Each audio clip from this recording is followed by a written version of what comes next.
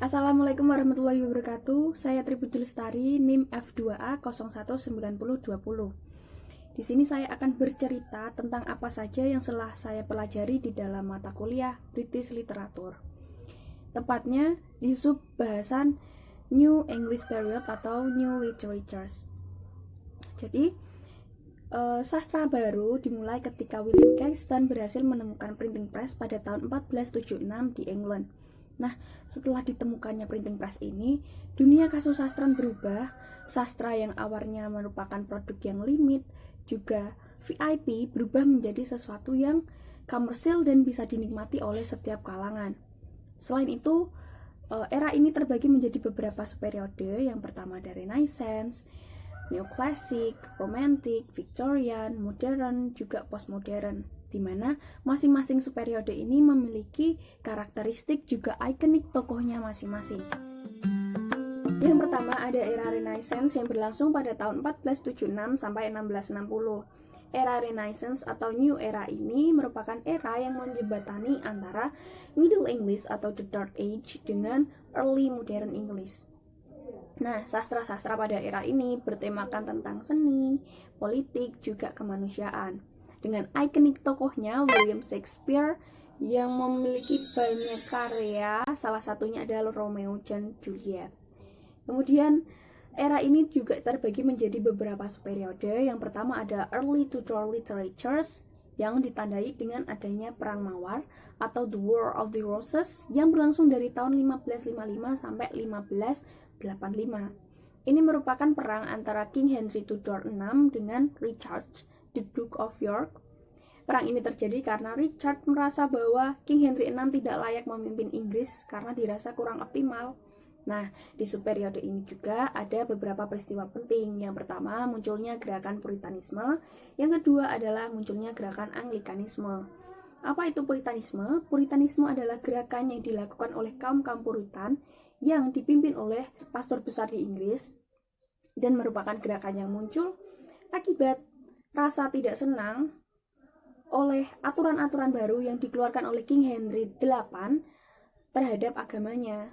Kemudian untuk Anglikanisme atau gereja-gereja Inggris ini merupakan kumpulan yang dipimpin sendiri oleh King Henry VIII dan muncul setelah King Henry VIII memutus hubungan gereja-gereja Inggris dengan gereja Katolik Roma. Kenapa dilakukan pemutusan?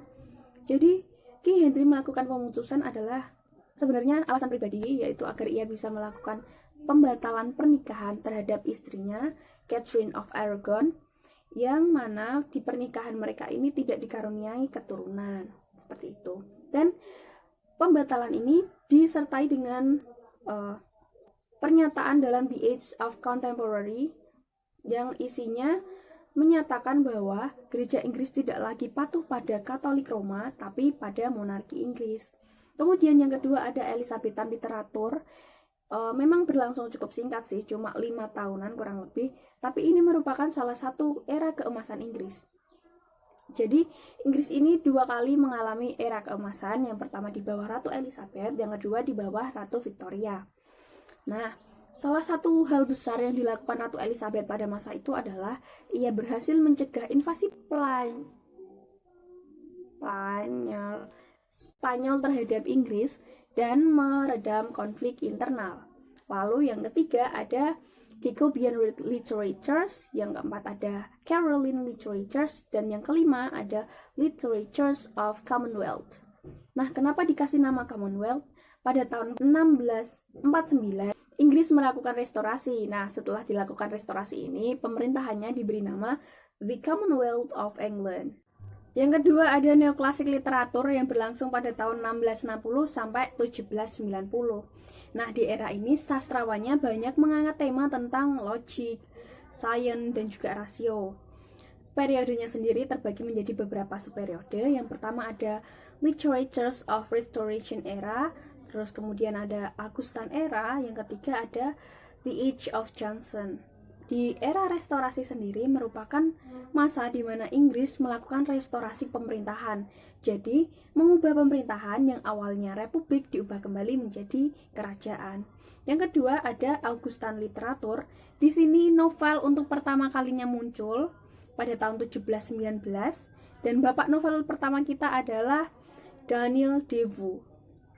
Nah, yang ketiga ada The Age of Johnson. Ini merupakan era peralihan. Jadi di sini mulai ditemukan karya sastra yang bertemakan romantik. Untuk ikonik tokohnya sendiri ada Alexander Pope. Yang ketiga ada romantik literatur yang berlangsung selama 40 tahun, yaitu pada tahun 1790 sampai dengan 1830. Nah, era ini merupakan era yang bertempatan dengan adanya revolusi industri 1.0, di mana mulai muncul pabrik-pabrik besar, juga muncul pekerjaan-pekerjaan baru. Salah satunya adalah chimney sweeper atau penyapu cerobong asap. Nah, biasanya pelaku penyapu cerobong asap ini adalah anak-anak kecil karena ukuran tubuh mereka yang kecil sehingga mereka bisa masuk ke dalam cerobong asap seperti itu. Dan kita bisa melihat seperti apa sih chimney sweeper ini dari karya William Blake dengan judul yang sama, yaitu Chimney Sweeper. Selain itu, di era ini juga muncul genre baru yaitu Gothic Literature. Juga ada satu ikonik tokoh bernama William Wordsworth. Ya. Yang keempat ada era Victoria yang berlangsung kurang lebih selama 70 tahun. Ini merupakan era di mana banyak sastrawan mengangkat tema tentang social corruption. Era ini terbagi menjadi beberapa subperiode. Yang pertama ada Early Victorian Period. Ini merupakan era di mana revolusi industri sedang berlangsung dan akhirnya banyak perubahan yang terjadi di masyarakat. Entah itu perubahan positif ataupun negatif.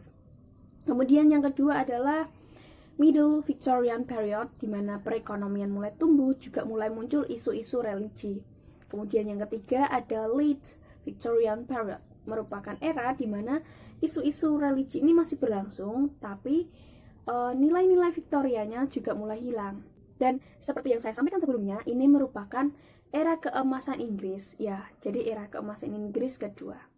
Nah, di era ini juga muncul namanya realistic novel atau novel realistik yang dirajai oleh Charles Dickens, di mana Charles Dickens ini diberi julukan The King of Victorian Literature. Selain itu, di era ini juga muncul karya besar yang sampai sekarang masih populer, yakni Sherlock Holmes karya Sir Arthur Conan Doyle. Nah, selanjutnya yang kelima ada Modern and War Literature yang berlangsung selama Perang Dunia Pertama dan Perang Dunia Kedua, yaitu pada tahun 1914 sampai dengan 1918 dan 1936 sampai dengan 1945. Nah, sastrawannya sendiri pada masa ini banyak mengangkat kisah tentang perang dan modernitas.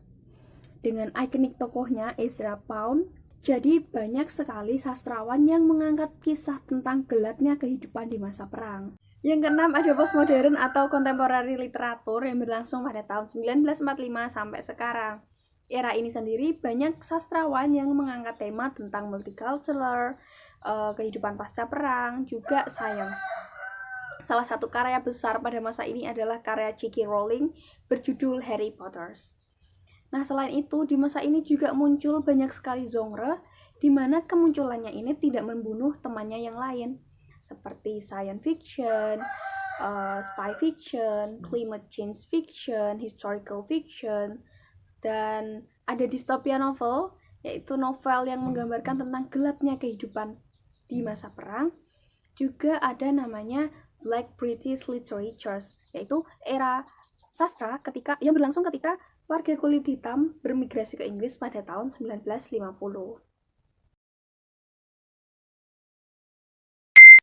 Demikian cerita saya pada pagi hari ini. Terima kasih. Wassalamualaikum warahmatullahi wabarakatuh.